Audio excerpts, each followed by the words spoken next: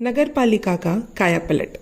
सन 1917 को अहमदाबाद की नगर पालिका के चुनाव में वल्लभ भाई विजय घोषित किए गए और उन्हें सैनिटरी समिति का अध्यक्ष मनोनीत किया गया।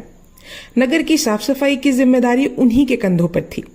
एक बार दुर्भाग्यवश नगर में प्लेग महामारी फैल गई, पर ऐसी स्थिति में उन्होंने बहुत सावधानी से काम करते हुए अपनी जिम्मेदारी को ठीक ढंग से निभाया और शहर को जल्दी ही महामारी से मुक्त कराया। नगर निगम के कायापलट की भी अपनी एक कहानी है जो इस प्रकार है।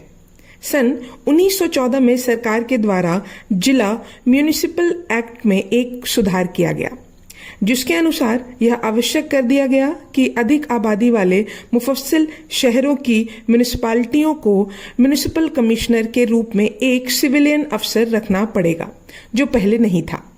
स्मरणीय है कि सिविलियन अफसर वे ही व्यक्ति हो सकते हैं जो कलेक्टर और कमिश्नर के दर्जे के होते हैं।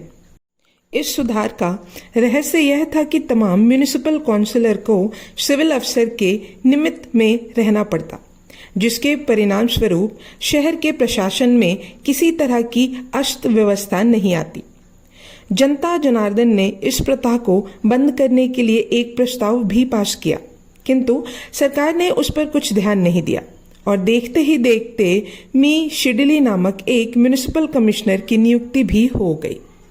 शिडली साहब इतने घमंडी और निष्ठुर निकले कि आते आते सब पर उनका आतंक छा गया और ताना की तरह वे लोगों पर रौब गांठने लगे। वल्लभ भाई की चातुरी, कार्यपटुता और निर्ममता से प्रभावित होकर अहमदाबाद के वकील समुदाय ने उनसे निवेदन किया कि आप म्यूनिसिपैलिटी की प्रशासन विभाग में प्रवेश करें। सार्वजनिक जीवन की आवश्यकताओं पर विचार करने के बाद वल्लभ भाई ने अपनी स्वीकृति दे दी। संयोगवश दरियापुर बाई के म्यूनिसिपल मेंबर का देहावसान हो गया और तिथि 14/5/1917 को जो उपचुनाव हुआ उसमें वल्लभ भाई निर्विरोध चुन लिए गए और उस समय म्यूनिसिपल बोर्ड में 40 सदस्य थे। सर रमन भाई मैनेजिंग कमेटी के सभापति थे। म्यूनिसिपल बोर्ड की गतिविधि को भली भांति समझ लेने के बाद सरदार साहेब ने सर्वप्रथम म्यूनिसिपल कमिश्नर की आमुषिक वित्ती में सुधार लाने का प्रयास किया। पिछले कागजातों के आधार पर एक लंबा प्रस्ताव तैयार कर उन्होंने यह सिद्ध कर दिया कि कमिश्नर साहब के प्रतिगामी रवैये से जनता त्रस्त है। वे म्यूनिसिपैलिटी के कीमती मालिकी हक की रक्षा करना अपना फर्ज समझते थे। उनके द्वारा सांप्रदायिक कार्यों का लेखा जोखा करने से यही सिद्ध होता था कि कमिश्नर साहब व्यक्तिगत हितों के सामने सार्वजनिक हितों को गौण कर देने की अपेक्षा के पात्र हैं। आगे उन्होंने लिखा, उनका उद्धृत जवाब उनके निराधार आक्षेप और काउंसिलरों के प्रस्ताव की हंसी उड़ाने की उनकी आदत संगठन की एकात्मता के लिए हानिकारक है। इतना ही नहीं, वे जवाब असंतोष और बेमेल पैदा करने वाले हैं। ऐसे हालात में म्यूनिसिपैलिटी का काम मिलजुल कर हो, उसके लिए यह निश्चय करना बोर्ड के लिए यह लाजमी हो जाता है कि मी शिल्डी इस म्यूनिसिपैलिटी के म्यूनिसिपल कमिश्नर के पद पर नहीं बने रह सकते, यह स्पष्ट है। इसलिए बोर्ड अध्यक्ष महोदय से प्रार्थना करता है कि जब म्यूनिसिपैलिटी की शासन रिपोर्ट सरकार को भेजी जाए तब उसके साथ इस प्रस्ताव की नकल भी भेज दी जाए। इसी प्रस्ताव की प्रतिक्रिया के परिणाम स्वरूप मिस्टर शिडली का अहमदाबाद म्यूनिसिपैलिटी से वापस बुला लिया गया और उनकी जगह पर मिस्टर मास्टर म्यूनिसिपल कमिश्नर बनकर आए। ये स्वभाव के तो नरम अवश्य थे, किंतु काम के अत्यंत ढीले। इनका एकमात्र उद्देश्य जनता का शोषण कर अपना पॉकेट गर्म करना था।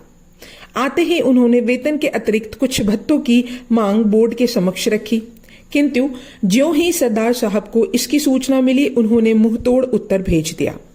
सरकार ने वेतन वगैरह निश्चित करके उनकी नियुक्ति की है, उन्हें पुसाता हो तो रहे, जाना हो तो चले जाएं।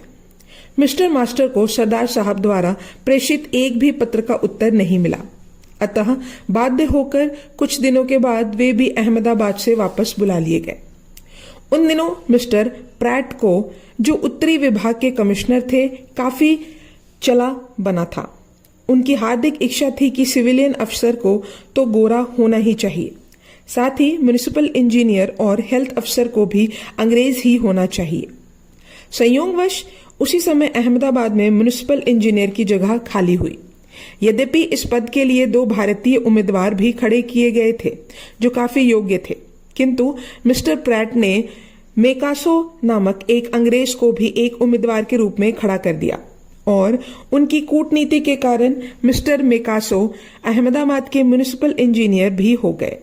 किंतु उसकी नियुक्ति होते ही म्युनिसिपैलिटी में असंतोष का वातावरण छा गया। मेकासो साहब बिल्कुल निकम्मे निकले। संयोगवश उन्हीं दिनों शहर में पानी की कमी हुई और चारों तरफ जल के लिए शोरगुल मचने लगा। गुजरात सभा की ओर से महात्मा गांधी की अध्यक्षता में एक आम सभा बुलाई गई और उसमें जो प्रस्ताव पारित किया गया उसकी एक एक प्रति म्युनिसिपैलिटी के अध्यक्ष, कलेक्टर एवं कमिश्नर तीनों को भेज दी गई। प्रस्ताव पढ़ने के बाद कमिश्नर साहब आग बबूला हो गए और उन्होंने गुजरात के सभा के मंत्रियों से भेंट करने की इच्छा प्रकट की। अतः सभा के मंत्री की हैसियत से श्री शिवाभाई मोतीभाई पटेल और दादा साहेब मावलांकर उनसे भेंट करने गए। स्मरणीय है कि बातचीत के बीच में ही कमिश्नर साहब तमतमा उठे और म्युनिसिपल एक्ट गुजरात सभा के मंत्रियों के सामने रखकर ऊल जलूल बोलने लगे। कानून में म्युनिसिपैलिटी शब्द है, इसमें चुने गए म्युनिसिपल अंग और मनोनीत म्युनिसिपल अंग का कोई भेद नहीं किया गया है।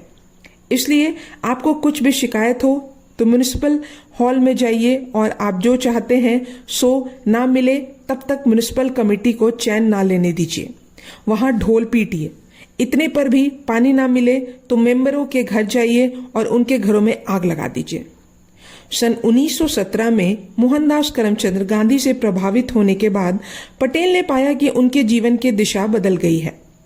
पटेल गांधी की सत्याग्रह अहिंसा की नीति के साथ तब तक जुड़े रहे जब तक कि वह अंग्रेजों के खिलाफ भारतीयों के संघर्ष में कारगर रहा, लेकिन उन्होंने कभी भी खुद को गांधी की नैतिक विश्वासों और आदर्शों के साथ नहीं जोड़ा और उनका मानना था कि उन्हें सार्वभौमिक रूप से लागू करने का गांधी का आग्रह भारत के तत्कालीन राजनीतिक, आर्थिक व सामाजिक परिप्रेक्ष्य में अप्रासंगिक है।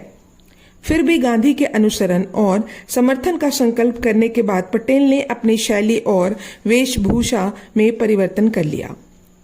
उन्होंने गुजरात क्लब छोड़ दिया, भारतीय किसानों के समान सफेद वस्त्र पहनने लगे और उन्होंने भारतीय खान पान को अपना लिया।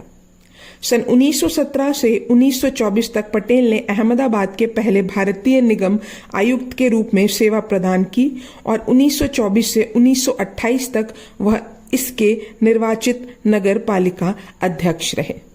यह भाग यही समाप्त होता है। अब हम अगले भाग में जानेंगे राजनीतिक दर्शन के बारे में। तब तक के लिए धन्यवाद।